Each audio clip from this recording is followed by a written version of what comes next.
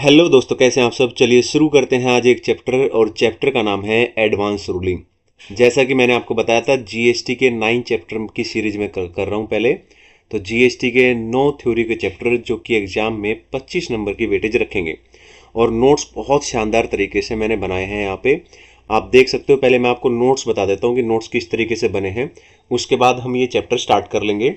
ठीक है। और कंप्लीट थ्योरी के जब 9 चैप्टर हो जाएंगे, उसका एक अलग से मैराथन बना दूंगा, ताकि लास्ट डे में आप उसको रिवीजन भी कर सको, थ्योरी के पार्ट को स्पेशली। तो चलिए शुरू करते हैं। ये है एडवांस रूलिंग का चैप्टर। क्या ये इंपॉर्टेंट है भाई? एक भी कुछ भी नहीं छोड़ के जाना है, मतलब ठीक है ना, कुछ भी नहीं छोड़ के जाना है। तो डेफिनेटली इंपॉर्टेंट है। बहुत सारे क्वेश्चन इसमें से एग्जाम में आते हैं, ठीक है ना। आप देखेंगे ना, तो कई क्वेश्चन आ चुके हैं इसमें एग्जाम में, ठीक है। तो आता रहता है पेपर में, तो इसका मतलब ये तो है पक्का कि इंपॉर्टेंट है, तो सब कुछ ही इंपॉर्टेंट है ना। अब यहाँ पे सवाल ही उठता है कि एडवांस रूलिंग के नोट्स कैसे बने हैं, वो देख लो, ताकि फिर हम पढ़ना शुरू करें। देखो, ये 1 2 3 4 आप लोग भी अपने नोट्स पे ऐसे लिख लेना, या फिर यही नोट्स निकाल लेना। टेलीग्राम चैनल पे मैं शेयर कर दूंगा। इसका क्या मतलब है कि इस चैप्टर का आपको कम से कम 4 बार रिवीजन लेना है। जब आप एक बार रिवीजन ले लोगे तो इसको हाईलाइटर से भर दोगे, दूसरी बार रिवीजन लोगे इसको हाईलाइटर से भर दोगे, तीसरी बार, चौथी बार, ऐसे करके। तो उससे कंफर्मेशन हो जाएगी, कॉन्फिडेंस आएगा कि भाई 4 बार हमने जो है इसको रिवीजन किया है। तो नोट्स किस तरीके से बनाए हैं?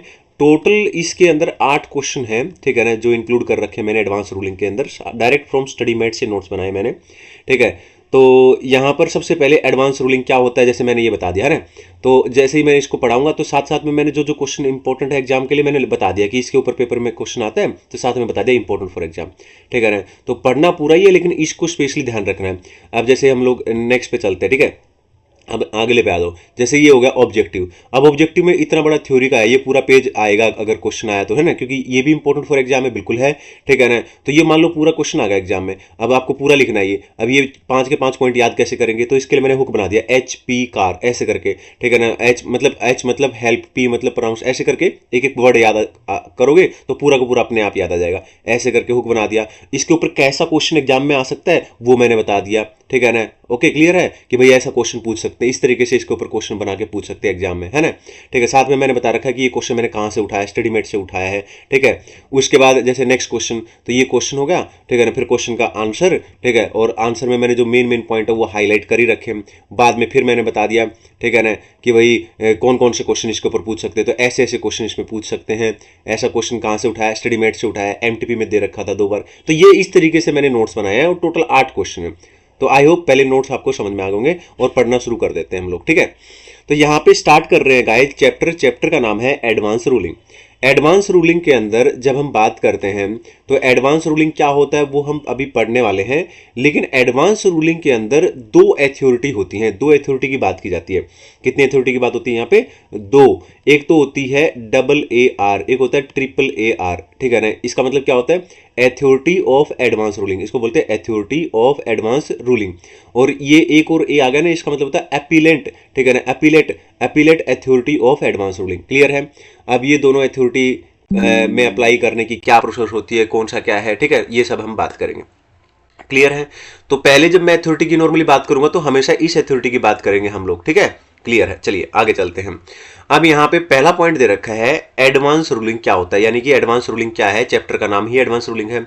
तो चलिए इसका एग्जांपल लेते हैं। मान लो मैं हूं और मेरे को कई चीजों में डाउट है, ठीक है। कई सारे ऐसे क्वेश्चन है जिसके बारे में मुझे डाउट है। जैसे एग्जांपल के तौर पर कोई ट्रांजैक्शन है, मुझे नहीं पता कि वो सप्लाई है या नहीं है, और सप्लाई है तो फिर वो सप्लाई ऑफ गुड्स है या सप्लाई ऑफ सर्विस है, ठीक है ना। मेरा आईटीसी वगैरह के ऊपर डाउट है, या रजिस्ट्रेशन लेना या नहीं लेना, इस तरीके का डाउट है। तो ऐसे क्वेश्चन के ऊपर मान लो मेरे को डाउट है, तो अब मुझे डाउट है, तो मुझे क्लियरिटी चाहिए, ठीक है। अब मैं क्या करूंगा? मैं अथॉरिटी को अप्लाई करूंगा, ठीक है ना। कौन सी अथॉरिटी को? Authority of advance ruling. मैंने बताया था ना 2 अथॉरिटी है, पहले वाले की बात करूंगा हमेशा में, ठीक है।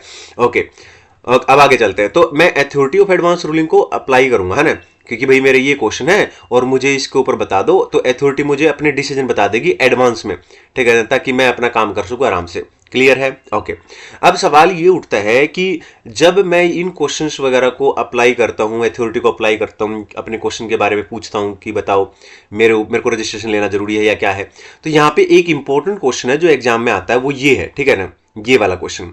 ये क्वेश्चन क्या है कि जो एप्लीकेंट है, यानी कि मैं, ठीक है ना, जो एप्लीकेंट है, जो अप्लाई कर रहा है ना, क्या उसका रजिस्ट्रेशन रजिस्टर्ड होना जरूरी है, ठीक है, तो यहाँ पे मैंने क्लियरली लिख रखा है नॉट कंपल्सरी, मतलब रजिस्टर्ड हो भी सकता है और नहीं भी, ठीक है ना। मे बी रजिस्टर्ड और नॉट, मतलब रजिस्टर्ड है तो चलेगा, नहीं है तो भी चलेगा, मतलब यहाँ कंपल्सरी नहीं है कि रजिस्ट्रेशन होना जरूरी है। तो एक क्वेश्चन तो एग्जाम में गाइज ये आता है, ठीक है, वेरी इंपॉर्टेंट। अब यहाँ पे अब इसके बारे में पूरा पढ़ लेते हैं। तो एडवांस रूलिंग क्या होता है? एडवांस रूलिंग का मतलब होता है डिसीजन, ठीक है ना। कौन देता है? अथॉरिटी ने जो दिया है, किसको? एप्लीकेंट को। किसके ऊपर? जो क्वेश्चंस उसने पूछे थे। क्वेश्चंस किससे रिलेटेड हो सकते हैं? चाहे गुड्स से रिलेटेड हो, चाहे सर्विसेज से रिलेटेड हो। क्लियर है? बोलो डन, ठीक है ना। तो यहाँ पे वही बता रखा है कि अथॉरिटी क्या करती है, जो एप्लीकेंट है वो अप्लाई करता है, अपने क्वेश्चन पूछता है, अथॉरिटी उसके ऊपर डिसीजन देती है, उसी एडवांस रूलिंग बोलते हैं, एडवांस में डिसीजन देती है ना। क्लियर है? और एप्लीकेंट रजिस्टर्ड हो भी सकता है और नहीं भी। तो याद होगा वो क्वेश्चन, आई होप क्लियर है। चलिए आगे चलते हैं। अब आगे जाते हैं क्वेश्चन नंबर 2 के ऊपर। क्वेश्चन नंबर 2 है अपना objective, objective of having a mechanism of advance ruling. क्या ये इंपॉर्टेंट है एग्जाम के लिए? बिल्कुल इंपॉर्टेंट है, ठीक है ना। ओके, अब इसको याद कैसे करेंगे? अब इसमें 5 पॉइंट है, जो 5 के 5 पॉइंट हमें एग्जाम में लिखने पड़ेंगे पूरे पेज, ये देखो, ठीक है। लेकिन इसको याद करने का तरीका मैंने यहाँ पे बता रखा है, हुक याद कर लेना। HP का लैपटॉप होता है, CAR कार, ठीक है, HP कार, बोलो क्लियर है। H मतलब क्या? H मतलब हेल्प, बोलो क्लियर है, हेल्प। और P मतलब क्या? प्रोनाउंस, ठीक है ना। H मतलब हेल्प, HP। C मतलब सर्टेनिटी, ठीक है ना। A मतलब अट्रैक्ट, ठीक है ना। और R मतलब रिड्यूस। अब इस एक एक वर्ड याद हो गया आपको HP कार से, क्लियर है। तो H मतलब हेल्प, हेल्प किसकी करते हैं, ठीक है ना, टैक्स पेयर की हेल्प करने के लिए। एडवांस रूलिंग का क्या ऑब्जेक्टिव है? हेल्प करना है, किसकी? टैक्स पेयर की, जो टैक्स देने वाला बंदा यानी एप्लीकेंट, यानी कि मैं, है ना। किसमें? इन फाइनेंशियल प्लानिंग में, फाइनेंशियल प्लानिंग में, क्लियर है, या फिर इन्वेस्टमेंट करने में, क्लियर है। तो ये बस इस तरीके से इतना हाँ भी लिख दो तो काफी है कि हेल्प करता है, किसका? टैक्स पेयर का, किसमें? फाइनेंशियल प्लानिंग, इतना हाँ लिख दो काफी है। आगे चलते हैं। प्रोनाउंस, ठीक है ना। प्रोनाउंस क्या प्रोनाउंस करना, ठीक है ना। रूलिंग, रूलिंग मतलब जजमेंट, है ना। रूलिंग प्रोनाउंस करना, क्लियर है। आगे सर्टेनिटी, तो एडवांस रूलिंग क्या करता है? एडवांस रूलिंग का क्या ऑब्जेक्टिव है? वो सर्टेनिटी प्रोवाइड करता है, किस चीज में? टैक्स लायबिलिटी क्या होगी आपकी एडवांस में, है ना। एडवांस में आपकी टैक्स लायबिलिटी क्या होगी ये पता लग जाएगा आपको। अट्रैक्ट, ठीक है ना, क्या अट्रैक्ट करता है? FDI, फॉरेन डायरेक्ट इन्वेस्टमेंट, बस खत्म, ठीक है ना। आर मतलब रिड्यूस, क्या रिड्यूस? लिटिगेशन, यानी मुकदमे वगैरह कम हो जाएंगे, ठीक है ना। आपकी देखो, अगर हमें डाउट है और हम कोई काम कर देते हैं और बाद में पता चले कि हमारे ऊपर कोई केस हो गया, तो लिटिगेशन कम हो जाएगा, पहले की इन्फॉर्मेशन मिल जाएगी हमें, है ना, ठीक है ना, अथॉरिटी से कि भाई क्या चीज हमारे ऊपर अप्लीकेबल है, क्या नहीं है। आई होप क्वेश्चन याद होगा गाइस, ठीक है ना। अभी के अभी याद हो जाना चाहिए, 2-3 बार इसको अभी रिवीजन कर लेना पूरे वीडियो को। व्हाट इज, अब क्वेश्चन कैसा आ सकता है इसके ऊपर एग्जाम में, ठीक है। देखो इसका सोर्स क्या, क्वेश्चन का कहां से उठाया मैंने, स्टडीमेट का क्वेश्चन है, तो स्टडीमेट के हिसाब से ऐसा क्वेश्चन एग्जाम में आ सकता है। What is the objective, what is the objective of having a mechanism of advance ruling. आप देखोगे ना इसकी हेडिंग सेम चिपका रखी है इन्होंने, बस व्हाट इज वर्ड लिख रखा आगे, what is the objective of having a mechanism of advance ruling, मतलब सेम क्वेश्चन आ सकता है, और आपको ये पूरा लिखना है, और लिखने के लिए HP कार हो गया याद, बस। चलिए आगे चलते हैं, अब नेक्स्ट क्वेश्चन करेंगे और क्वेश्चन नंबर 3 पे आ जाते हैं। क्वेश्चन नंबर 3 के अंदर क्या बता रखा है? क्वेश्चन नंबर 3 ये कहता है, ठीक है ना, ये इसके अंदर ये बता रखा है कि जो एप्लीकेंट है, जैसे कि मैं एप्लीकेंट हूं ना, और मुझे अथॉरिटी को अप्लाई करना है, अथॉरिटी ऑफ एडवांस रूलिंग को मुझे क्या करना है? अप्लाई करना है। तो सवाल ये है कि मैं कौन कौन से क्वेश्चन पूछ सकता हूं उनसे, मतलब कौन से क्वेश्चन का जवाब मांग सकता हूं उनसे। तो यही क्वेश्चन है यहाँ पे कि कौन कौन से क्वेश्चन, या क्वेश्चंस को ये लोग इशू भी बोल देते हैं, तो कौन कौन से ऐसे इशू हैं जो अगर एप्लीकेंट के साथ होते तो एप्लीकेंट वो पूछ सकता है अथॉरिटी ऑफ एडवांस रूलिंग से। तो ठीक है, तो ये मैं बताने वाला हूं, लेकिन उससे पहले मैं आपको बता दूं कि ये क्वेश्चन इंपॉर्टेंट है एग्जाम के लिए, ठीक है ना। ये क्वेश्चन स्टडीमेट में भी दे रखा है आपको, और ये क्वेश्चन MTP जुलाई 2021 में भी दे रखा है, और एक और MTP मई 2024 उसमें भी ये क्वेश्चन दे रखा है। बोलो क्लियर है? तो वेरी इंपॉर्टेंट। अब यहां आ जाते हैं, तो सवाल ये उठता है कि कौन कौन से क्वेश्चन मैं जो है, ठीक है ना, पूछ सकता हूं, ठीक है ना, अथॉरिटी ऑफ एडवांस रूलिंग को मैं अप्लाई करूंगा, और अप्लाई करते टाइम कौन कौन से क्वेश्चन पूछ सकता हूं, ठीक है, कि जी ये चीज बता दो। तो एक तो सबसे पहले इन्होंने बता रखा है कि कोई ट्रांजैक्शन है मान लो मेरे बिजनेस में, तो उस ट्रांजैक्शन के बारे में मैं पूछ सकता हूं कि ये ट्रांजैक्शन सप्लाई है या नहीं है, ठीक है, ये क्वेश्चन मैं पूछ सकता हूं। क्लियर है? अगर वो सप्लाई है तो वो सप्लाई ऑफ गुड्स है या सप्लाई ऑफ सर्विस है, ये पूछ सकता हूं मैं, ठीक है ना। मैं ये पूछ सकता हूं, 3 चैप्टर होते हैं गाइज, एक होता है टाइम ऑफ सप्लाई, एक होता है वैल्यू ऑफ सप्लाई, एक होता है प्लेस ऑफ सप्लाई। तो प्लेस ऑफ सप्लाई के बारे में क्वेश्चन नहीं पूछ सकते यहाँ पे अथॉरिटी को, ये बात ध्यान रखना, ठीक है ना। कौन से क्वेश्चन को नहीं पूछ सकते? प्लेस ऑफ सप्लाई को, लेकिन टाइम ऑफ सप्लाई और वैल्यू ऑफ सप्लाई में पूछ सकता हूं, ठीक है ना, गुड्स और सर्विसेज रिलेटेड, ठीक है ना। मैं ये पूछ सकता हूं कि रजिस्ट्रेशन लेना जरूरी है या नहीं है, मैं ये पूछ सकता हूं कि मेरी टैक्स लायबिलिटी क्या बनेगी, मैं ये पूछ सकता हूं कि मेरा आईटीसी क्या बनेगा। क्लियर है। और कोई नोटिफिकेशन अगर निकली है सीजीएसटी एक्ट के अंदर तो वो मेरे ऊपर एप्लीकेबल होगी या नहीं, ये मैं पूछ सकता हूं। तो ये वे सवाल है जो मैं पूछ सकता हूं। बोलो क्लियर है अथॉरिटी से। अब सवाल ये उठता है कि कौन कौन से क्वेश्चन मैं नहीं पूछ सकता अथॉरिटी ऑफ एडवांस रूलिंग को। ठीक है ना, मैं पहले वाली अथॉरिटी की बात कर रहा हूं, हमेशा अथॉरिटी ऑफ एडवांस रूलिंग। ठीक है, तो यहां पे 3 क्वेश्चन बता रखे हैं जो मैं नहीं पूछ सकता। एग्जाम में सबसे पहले वाला आता है, ठीक है ना, मैंने ये ऑलरेडी बता भी दिया है। प्लेस ऑफ सप्लाई का क्वेश्चन नहीं पूछ सकते, ठीक है ना, मैंने पहले ही बताया था। Time of supply, value of supply, place of supply, तीनों चैप्टर होते हैं प्रैक्टिकल जो हम करेंगे बहुत अच्छे से, है ना। तो प्लेस ऑफ सप्लाई छोड़ दो, time of supply, value of supply से रिलेटेड आप क्वेश्चन पूछ सकते हो, ठीक है ना। बोलो क्लियर है। अब ये 2 क्वेश्चन याद करेंगे कैसे, देखो याद तो होने ही चाहिए ना, ठीक है ना। मान लो यही क्वेश्चन आ जाए एग्जाम में, ठीक है, कि भी कौन कौन से मैटर हैं which can not be question by, ठीक है ना, बिफोर, ठीक है, अथॉरिटी ऑफ एडवांस रूलिंग, ठीक है। तो आपको लिखने पड़ेंगे ना तीनों। मान लो 3 ही नंबर का क्वेश्चन है या 2.5 नंबर का क्वेश्चन है, पता लगे कि ये तीनों लिखने हैं, तो फिर आप क्या लिखोगे, ठीक है। तो याद रखना, तो पहला तो याद हो जाएगा आपको कि भाई प्लेस ऑफ सप्लाई डिटरमाइन करने वाला क्वेश्चन नहीं पूछ सकते। अब इनको याद करना पड़ेगा आपको। कैसे याद करेंगे, क्वेश्चन अगर कोई भी जो पेंडिंग है, ऑलरेडी पेंडिंग, इसमें क्या वर्ड है, क्वेश्चन ऑलरेडी पेंडिंग, और यहां पे क्वेश्चन ऑलरेडी डिसाइडेड, बस ये वर्ड है। यहां पे क्वेश्चन ऑलरेडी, ये तो कॉमन हो गया। यहां पेंडिंग है या डिसाइडेड है, इसके बाद की English same to same copy paste है, ठीक है ना। यहां पे भी वही इंग्लिश है और यहां पे भी देखोगे तो वही same to same English use कर रखे हैं। In any proceeding, in case of an applicant under any of the provision of the act, in any proceeding, in case of an applicant under any of the provision, तो same है। तो I hope आप लोग समझ में आ गया मैं क्या कहना चाह रहा हूं। मैं ये कहना चाह रहा हूं क्वेश्चन ऑलरेडी, यहां पेंडिंग या डिसाइडेड, और बाकी की इंग्लिश ये वाली याद कर लो, ये सेम यहां पे चिपका दो। तो ये एग्जाम में पूछेगा तो आपको ये तीनों लिख देने हैं। लेकिन यहां पर सबसे इंपॉर्टेंट चीज ये है, ये अलग से पूछ लेते हैं वो लोग प्लेस ऑफ सप्लाई का, मतलब बड़ा क्वेश्चन दे सकते हैं और उसमें एक पॉइंट दे देंगे और उस पॉइंट का आपको आंसर देना। चलिए, कैसे कैसे क्वेश्चन एग्जाम में आ सकते हैं या आए हैं, चलिए देख लेते हैं। तो चलिए अब देखते हैं कि कैसे कैसे क्वेश्चन इसके अंदर एग्जाम के अंदर आते हैं। तो यहां पे सबसे पहले हम देखने वाले हैं, यहां पे 2 क्वेश्चन दे रखे हैं। पहला क्वेश्चन, ये क्वेश्चन दे रखा है स्टडी मेट के अंदर, एमटीपी जुलाई 2021 के अंदर ये क्वेश्चन दे रखा था, एमटीपी मई 24 के अंदर भी ये क्वेश्चन पूछा गया था। तो यहां पर कैसा क्वेश्चन है, which are questions for which advance ruling can be sought, मतलब एडवांस रूलिंग के लिए कौन कौन से क्वेश्चन पूछ सकते हैं आप एडवांस रूलिंग के अंदर, ये क्वेश्चन है, ठीक है ना। इसी क्वेश्चन को ऐसे भी पूछा जा सकता है, ठीक है। क्वेश्चन क्या है ये देख लेते हैं, और ये क्वेश्चन कब आया था, ये एग्जाम में आया था सीए फाइनल नवंबर 22 के अंदर ये क्वेश्चन आया था पेपर के अंदर। क्वेश्चन के अंदर क्वेश्चन वर्ड लिख रखा हो या इशू वर्ड लिख रखा हो, बात एक ही है, इससे कंफ्यूजन नहीं होनी चाहिए। ये क्वेश्चन क्या है, कैन मिस्टर वेंकट, ठीक है, obtain advance ruling for issue relating to place of supply, तो मैंने मना किया था, ठीक है ना। प्लेस ऑफ सप्लाई के लिए 3 मैटर थे, 3 में से पहला था place of supply, place of supply के लिए अलाउ नहीं है, तो यहां पे आंसर हो जाएगा no, mister Venkat can not obtain ruling for issue relating to place of supply, पहला आंसर तो यही होगा। और देयर आफ्टर इन्होंने पूछा है कि कौन कौन से इशू हैं, ठीक है ना, जो एडवांस रूलिंग के अंदर पूछ सकते हैं, तो वो सारे क्वेश्चन लिख दो, सारे के सारे जो मैंने पीछे बताए थे। आई होप क्लियर है। आगे चलते हैं, अब हम करेंगे नेक्स्ट क्वेश्चन। अब हम पढ़ने वाले हैं अथॉरिटी ऑफ एडवांस रूलिंग और appellate authority of advance ruling के बारे में। सेक्शन 96 और सेक्शन 99 क्या कहता है। देखिए, पहली बात तो ये ध्यान रखना कि गवर्नमेंट क्या करती है, ठीक है ना, जो मेंबर होते हैं ना, ठीक है, किसके, अथॉरिटी के, तो जो अथॉरिटी के मेंबर होते हैं ना, वो ज्वाइंट कमिश्नर के रैंक से नीचे के अधिकारी नहीं होने चाहिए, ज्वाइंट कमिश्नर या उससे ऊपर के अधिकारी होते हैं। पहली बात तो ये ध्यान रखना, जो कि एमसीक्यू में पूछ सकते हैं। इसके अलावा एग्जाम में क्या पूछ सकते हैं, एक सेक्शन है सेक्शन 103 यानी सेक्शन 103, इसमें 2 बातें हैं, ये एग्जाम में बहुत ज्यादा आती हैं। कौन कौन सी, देखो मैंने यहां पे लिख भी रखा है, ये भी इंपॉर्टेंट फॉर एग्जाम है, और नीचे एक और बात बताऊंगा वो भी इंपॉर्टेंट फॉर एग्जाम है। तो सबसे पहली बात एप्लीकेबिलिटी, मतलब एडवांस रूलिंग कब एप्लीकेबल होता है, इसकी बात कर रही है। एडवांस रूलिंग, ठीक है ना, किसके ऊपर एप्लीकेबल होता है, पहली बात पढ़ लेते हैं। देखो, जैसे मैं हूं, मैंने अप्लाई किया है तो मेरे ऊपर एप्लीकेबल होगा, ठीक है ना। मान लो कोई मेरा दोस्त है सेम मैटर के लिए, ठीक है ना, वो सोच रहा है कि मेरे वाली जो रूलिंग है, जजमेंट है, वो अप्लाई कर ले, वो अलाउड नहीं है। जिस व्यक्ति ने अप्लाई किया है उसी के ऊपर अप्लाई होगा। Other person can not use, ठीक है ना, रूलिंग, वो कोई और व्यक्ति उस रूलिंग को अप्लाई नहीं कर सकता, ठीक है। तो ये बात ध्यान रखना। तो यहां पे यही बता रखा है कि रूलिंग किसके ऊपर एप्लीकेबल होगा, only on such applicant, applicant मतलब मैं, और इसके अलावा कंसर्न्ड ऑफिसर या जुडिकेशनल ऑफिसर, ठीक है ना, ये बात ध्यान रखना।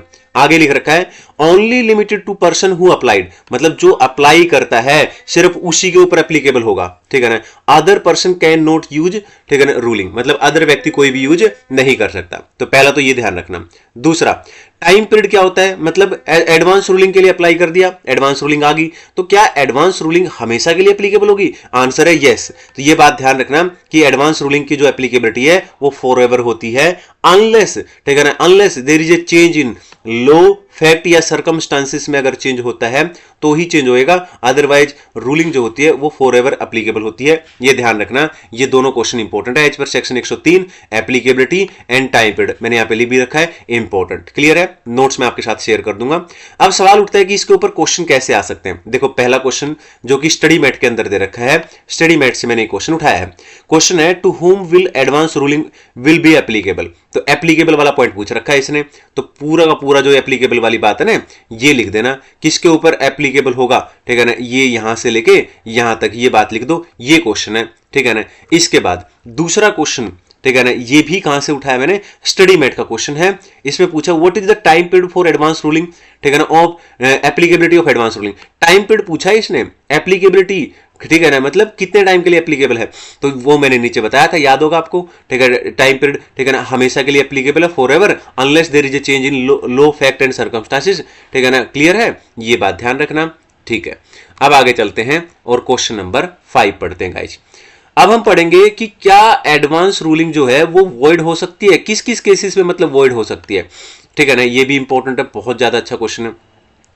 अगर एप्लीकेंट, यानी कि मान लो मैं एप्लीकेंट हूं, मैंने अप्लाई किया है, ठीक है, ओके, और मैं अगर रूलिंग यानी जजमेंट जो है, ठीक है ना, ऑब्टेन करता हूं इनमें से किसी के द्वारा, ठीक है ना, फ्रॉड करके, सुप्रेशन ऑफ फैक्ट या मिस रिप्रेजेंटेशन, तो क्या है वो रूलिंग वॉइड एब इनिशियो हो जाएगी, ठीक है ना। और जितने भी सीजीएसटी एक्ट के प्रोविजन हैं वो मेरे ऊपर अप्लाई हो जाएंगे, ठीक है ना। बल्कि ये माना जाएगा कि एडवांस रूलिंग के लिए कभी भी मैंने अप्लाई किया ही नहीं, मतलब इस तरीके से एप्लीकेबल हो जाएंगे।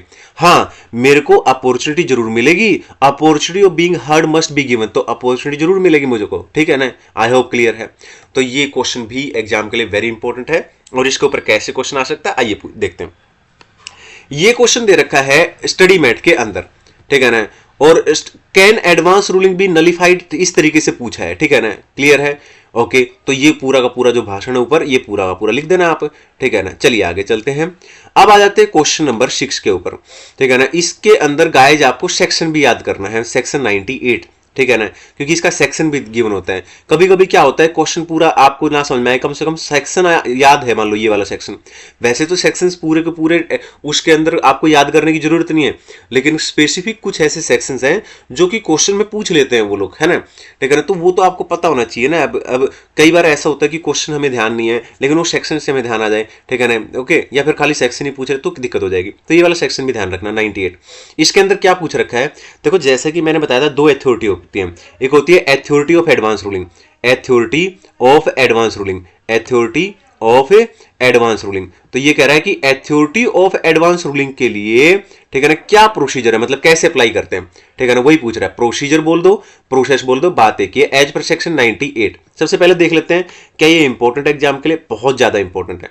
कहां पे दे रखा है क्वेश्चन, स्टडी मेट में दे रखा है।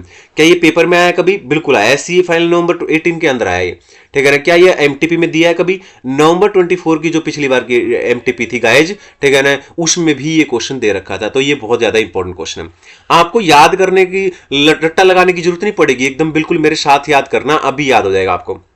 जैसे मान लो, ठीक है ना, मैं एप्लीकेंट हूं, मतलब मुझे एडवांस रूलिंग के लिए अप्लाई करना है, ठीक है ना। और कौन सी एडवांस रूलिंग की बात कर रहा हूं मैं? अथॉरिटी ऑफ एडवांस रूलिंग की। Appellate authority of advance ruling नहीं कह रहा मैं, अथॉरिटी ऑफ एडवांस रूलिंग के लिए मुझे अप्लाई करना है। अब ध्यान से सुनना आप लोग, बिल्कुल एकदम स्टेप वाइज चलेंगे। अब सबसे पहले एप्लीकेंट हो गया मैं, है ना। अब मुझे क्या है, मुझे कुछ क्वेश्चन पूछने हैं, है ना। तो मैं अथॉरिटी को क्या करूंगा, एप्लीकेशन लगाऊंगा, और उसके साथ 5,000 रुपए फीस लगती है, वो भी मैं दे दूंगा। तो एप्लीकेशन लगा दी मैंने, फीस दे दी मैंने, ठीक है ना। मेरी एप्लीकेशन कहां पहुंच गई? Authority of advance ruling. Authority of advance ruling क्या करेगा, उसकी एक कॉपी, ठीक है ना, एक ऑफिसर होता है, ठीक है ना, जिसके ज्यूरिडिक्शन के अंदर मैं आऊंगा, ठीक है ना। मतलब एक ऐसा ऑफिसर जिसकी ज्यूरिडिक्शन के अंदर एप्लीकेंट आता है, ठीक है ना, उसको एक कॉपी भेजी जाएगी एप्लीकेशन की कि भैया ये ऐसे ऐसे इस बंदे ने आपका ज्यूरिडिक्शन का अप्लाई किया, ठीक है ना। अब इसके बाद क्या करेगा authority of advance ruling, examine करेगा, चेक करेगा। क्या चेक करेगा? एप्लीकेशन के साथ जो भी रिकॉर्ड दिए होंगे मैंने वो सब चेक करेगा। और उसके बाद क्या करेगा? Authority of advance ruling order pass करेगा। ऑर्डर किसका? ठीक है ना, एक्सेप्ट या रिजेक्ट करने का। अगर वो रिजेक्ट कर देता है मेरी एप्लीकेशन को तो उसे रीजन भी रिकॉर्ड करना पड़ेगा और मुझे अपॉर्चुनिटी भी देनी पड़ेगी, ठीक है ना, क्लियर है। लेकिन अगर वो एडमिट कर लेता है, एक्सेप्ट कर लेता है, तो उसे रूलिंग देनी पड़ेगी 90 दिन के अंदर। 90 दिन का यहां पे टाइम दे रखा, 90 डेज का। अब यहां पे एक बात और लिख रखी है, इससे पहले कि वो रूलिंग दे, ठीक है ना, authority of advance ruling applicant की सुनवाई करनी पड़ेगी, है ना, या कोई मेरा लीगल एथोराइज्ड रिप्रेजेंटेटिव है उसकी, है ना, बातें की है। आगे चलते हैं।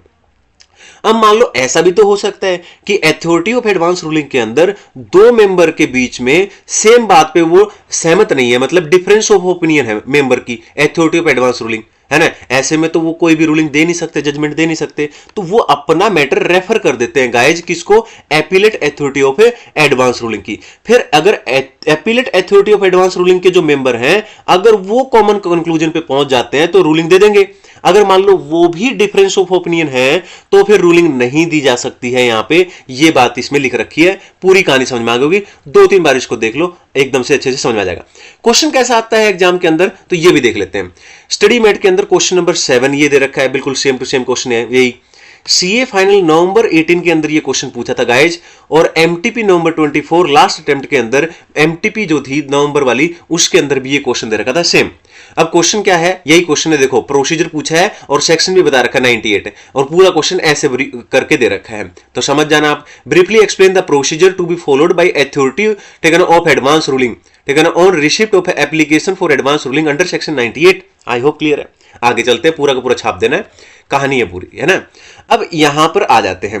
अब कई बार क्वेश्चन एग्जाम में पूछ लेते हैं कि एक बात बताओ, मान लो एक एप्लीकेंट है जैसे मैं हूं और मैंने अप्लाई किया अथॉरिटी ऑफ एडवांस रूलिंग को, अब उसने ऑर्डर दे दिया और उस ऑर्डर से मैं सहमत नहीं हूं, तो क्या मैं आगे अप्लाई कर सकता हूं? बिल्कुल, 30 दिन के अंदर अंदर, ठीक है ना, जब मेरे को ऑर्डर रिसीव होएगा उसके 30 दिन के अंदर अंदर मैं appellate authority of advance ruling को अप्लाई कर सकता हूं। लेकिन एडिशनल 30 दिन भी मिलते हैं मुझे यहां पे, अगर सफिशिएंट कॉज है तो 30 दिन का टाइम और मिल जाएगा। लेकिन मुझे 10,000 रुपए फीस लगेगी गाइज यहां पे, वहां पे कितनी लगती थी?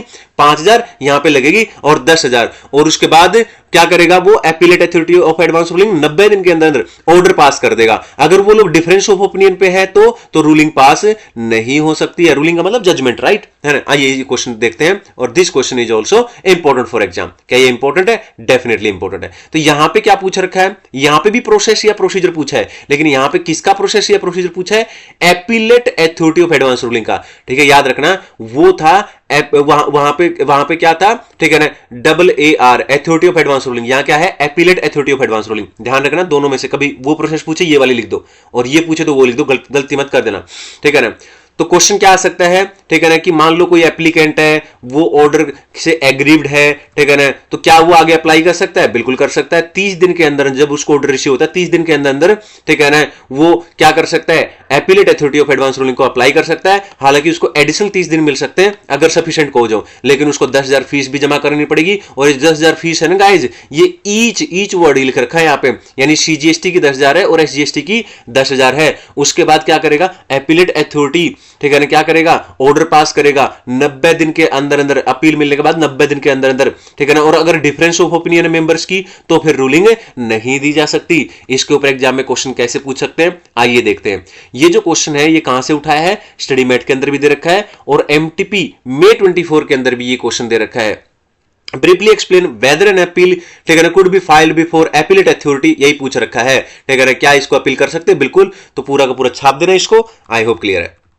Last question guys, last question है अपना क्वेश्चन नंबर 8, जिसके अंदर सेक्शन 102, ठीक है ना, इसके अंदर पूछा गया है रेक्टिफिकेशन ऑफ मिस्टेक। कोई मिस्टेक है या कोई ऑर्डर है, क्या उसको अमेंड किया जा सकता है? तो यहां पे पहला वर्ड गाइज आपको याद करना है, 3 पॉइंट है इसके अंदर। पहला पॉइंट है कि जो लॉ है, कानून है, वो पावर देता है किसको? दोनों अथॉरिटी को, अथॉरिटी ऑफ एडवांस रूलिंग को भी और appellate authority of advance ruling को भी, कि वो अपना ऑर्डर अमेंड कर सकते हैं और किसी तरीके की मिस्टेक है तो उसको रेक्टिफाई कर सकते हैं। लेकिन टाइम पीरियड कितना है? 6 महीने के अंदर अंदर, ठीक है ना, from the date of order से लेके 6 महीने के अंदर अंदर वो ऐसा कर सकते हैं। फिर अगला पॉइंट, ठीक है ना, अब सवाल ये उठता है कि जो मिस्टेक है, ठीक है ना, वो मिस्टेक नोटिस में कौन डालेगा उनके, ठीक है ना, मतलब अथॉरिटी के नोटिस में कैसे आएगी वो, या तो खुद ब खुद अथॉरिटी के नोटिस में आ गई है, या एप्लीकेंट ने नोटिस में डाल दी है, ठीक है ना, या कोई कंसर्न्ड ऑफिसर उसने डाल दी है, या ज्यूरिडिक्शनल ऑफिसर है उसने डाल दी है। ऐसे केस में अब सवाल ये उठता है कि मान लो रेक्टिफिकेशन की गई, अब उस रेक्टिफिकेशन का कुछ तो इफेक्ट हुआ होगा ना, हो सकता है कि उस इफेक्ट क्या हो सकता है, हो सकता है टैक्स लायबिलिटी बढ़ गई हो सकता है आईटीसी कम हो गया हो, ठीक है ना। अगर ऐसा है तो फिर क्या करना पड़ेगा, applicant must be heard before order pass, मतलब ऑर्डर पास करने से पहले एप्लीकेंट को सुनवाई का मौका देना पड़ेगा, सुनवाई को सुननी पड़ेगी उसकी। आई होप क्लियर है, ठीक है ना। यहां पे चैप्टर खत्म हो जाता है, ठीक है ना, इसके ऊपर कोई क्वेश्चन अभी तक नहीं आया है, ठीक है ना। आज के लिए इतना ही, ये सारे के सारे नोट्स मैं टेलीग्राम चैनल पे शेयर कर दूंगा, आप लोग टेलीग्राम चैनल ज्वाइन कर लें, चैनल को सब्सक्राइब कर लें गाइज, ठीक है ना। फ्री ऑफ कॉस्ट 100% सिलेबस में आपको प्रोवाइड करने वाला हूं, नोट्स एकदम फ्रेश न्यू अमेंडेड नोट्स हैं, ठीक है ना। अमेंडमेंट जितनी भी है उनकी बिल्कुल टेंशन नहीं लेना, उनका अलग से 2-3 घंटे का एक वीडियो बनाऊंगा।